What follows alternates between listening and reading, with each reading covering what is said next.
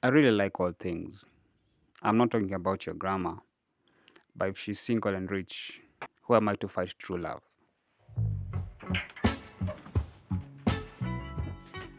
The things I'm talking about are gadgets, toys, and tools. I have film cameras, a PlayStation 1, the OG, a rotary phone, a typewriter, Yamaha cassette player, and CRT TVs.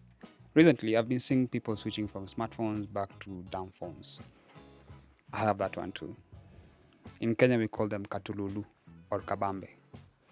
Actually, I still have the first iPhone that I bought for myself, and it is still functional. I guess I'm a keeper. Your grandma would be fine with me. In fact, I know people whose identity and personality is entirely based on cultures from the 90s, 80s, even 70s. Now, there's no one reason why people like all things. The list might be endless. But here are my four reasons why. Number one, ownership and control. By owning physical media like vinyl records, CDs, and cassettes, I have control over my own media. Now, don't get me wrong, internet is fantastic and beautiful, but it's not a real place, and sometimes it can be too much. Streaming services like Netflix and Spotify are great, but they can be annoying. I mean, it's amazing to have everything on demand, but in the recent past, they've just added more ads and raised the prices. And the worst part is anytime your favorite film or show or album, in a snap of a finger, can all be gone. Number two, simplicity and repairability.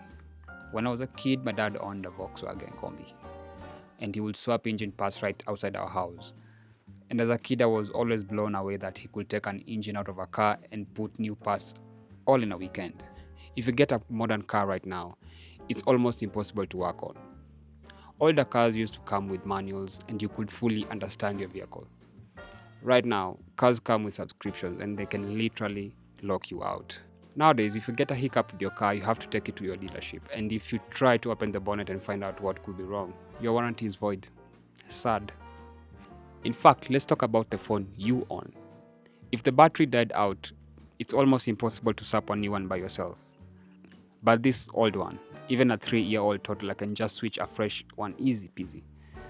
You see, this old camera I have, or this sewing machine from 1950, I know how they work inside and out, and I can fix them if anything breaks. And it's such a nice feeling to know I can do that.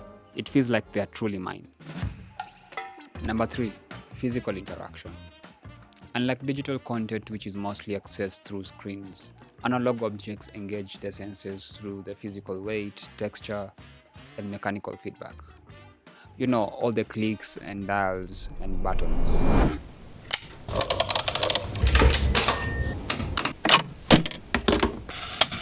Sometimes it can feel like the whole world is stuck behind a glass, especially when I'm constantly in front of a screen. But when I use something that's older and analog, it kind of brings me back to the real world. I think human beings are fundamentally meant to interact with the world around us with all our senses. Last but not least, historical connection. Nostalgia is one of the biggest reasons for all this, actually. I mean, who doesn't want to relive a happy memory you had from when you were a kid? You've all heard the phrase, what is old is new. I might not be able to fully explain why I like all things, but I think there's just something about using a thing that was part of everyday history from, let's say, 50 or 100 years ago that allows me to live the same experience that the original owner would experience in a time that is now part of history. But at one time, it was just a Tuesday for them. And that's a cool feeling.